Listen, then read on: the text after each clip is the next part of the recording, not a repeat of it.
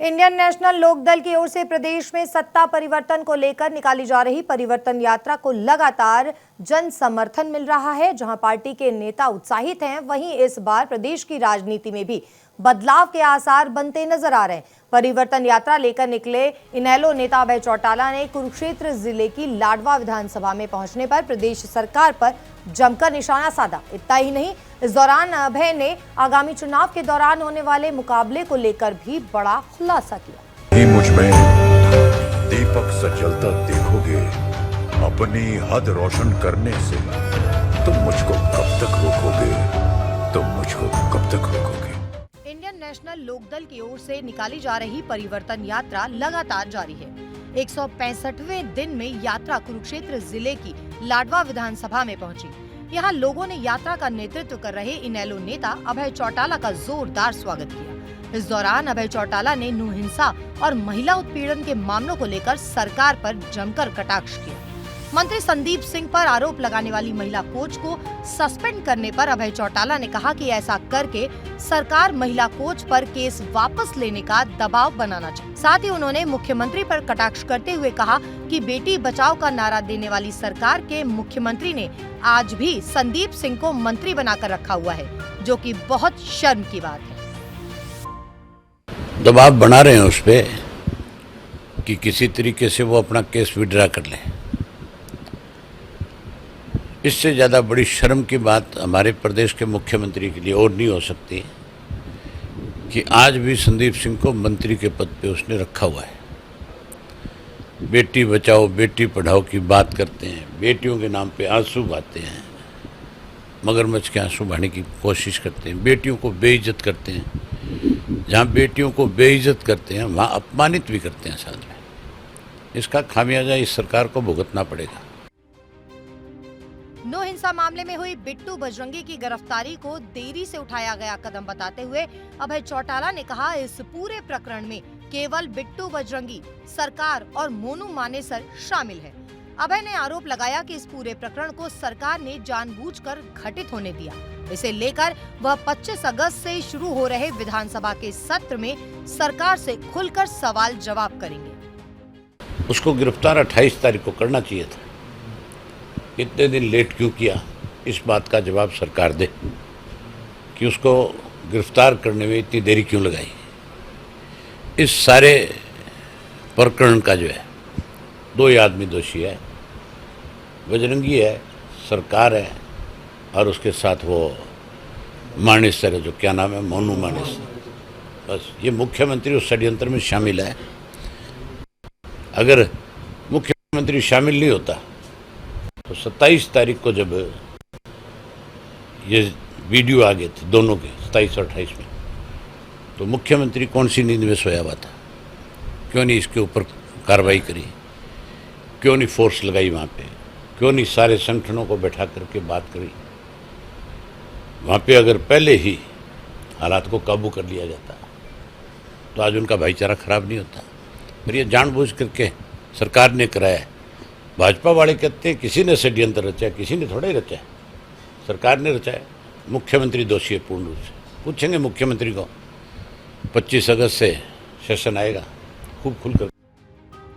प्रदेश की BJP JJP गठबंधन की सरकार पर कटाक्ष करते हुए इनेलो नेता अभय चौटाला ने कहा, आने वाले चुनाव में बीजेपी जेजेपी पूरी तरह से साफ हो जाएगी। उन्होंने दावा किया कि चुनाव के दौरान जेजेपी तो पूरी तरह से साफ हो जाएगी, क्योंकि झूठ और लूट की राजनीति ज्यादा दिन तक नहीं चलती। अभय ने साफ किया कि इस बार का चुनाव इनेलो और कांग्रेस के बीच होगा, लेकिन कांग्रेस की आपसी गुटबाजी के चलते जनता भी भ्रम में है। इसलिए इस बार जनता प्रदेश में एक बार फिर से 1987 को दोहराने का मन बना चुकी है। उससे लगता है कि भाजपा जजपा 10 पार नहीं कर पाएगी। जजपा का तो खाता भी नहीं खुलेगा। जजपा तो पूर्ण रूप से प्रदेश में खत्म होगी। जजपा का तो लोग ये कहने लगे कि ये तो झूठ बोल करके सत्ता में आए थे और अब इस प्रदेश को लूटने में लगे हुए हैं। झूठ और लूट की दुकान बंद हो जाया करती है, ज़्यादा देर नहीं चल सकती। आने वाले समय में चुनाव जो है हमारे कांग्रेस के बीच में रहने वाला है और मुझे लगता है कि लोगों ने एक मन बना लिया, फैसला कर लिया, क्योंकि कांग्रेस में भी आपस में बहुत विवाद है। कांग्रेस में तो ग्रुपबाजी है, गुटबाजी है, एक दूसरे को नीचा दिखाने में लगे हुए हैं, एक दूसरे की टांग खींचते हैं। लोग कहाँ जाएं? आज चौटाला साहब का राज लोगों को याद आ रहा है। जो उस वक़्त में चौटाला साहब ने सहूलियतें दी थी, उनके मुकाबले 10% भी ना कांग्रेस दे पाई, ना बीजेपी जेजेपी दे पाई।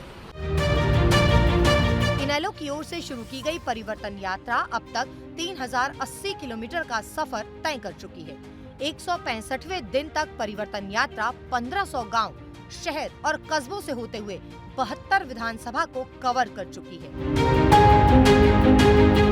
ऐसे में जनता की ओर से मिल रहे अपार समर्थन से जहां प्रदेश की राजनीति में परिवर्तन के आसार बन रहे हैं, वहीं लगातार इनेलो के साथ जुड़ रहे लोगों को देखकर भी लगता है कि इस बार प्रदेश के विधानसभा चुनाव काफी रोचक होने वाले हैं। खैर, ये तो विधानसभा चुनाव के परिणाम से ही साफ हो पाएगा कि जनता इस बार किसके सिर पर सत्ता का ताज सजाती है। लेकिन लगातार मिल रहे जन समर्थन से इनेलो नेता अभय चौटाला का मनोबल और हौसला दोनों बुलंद है।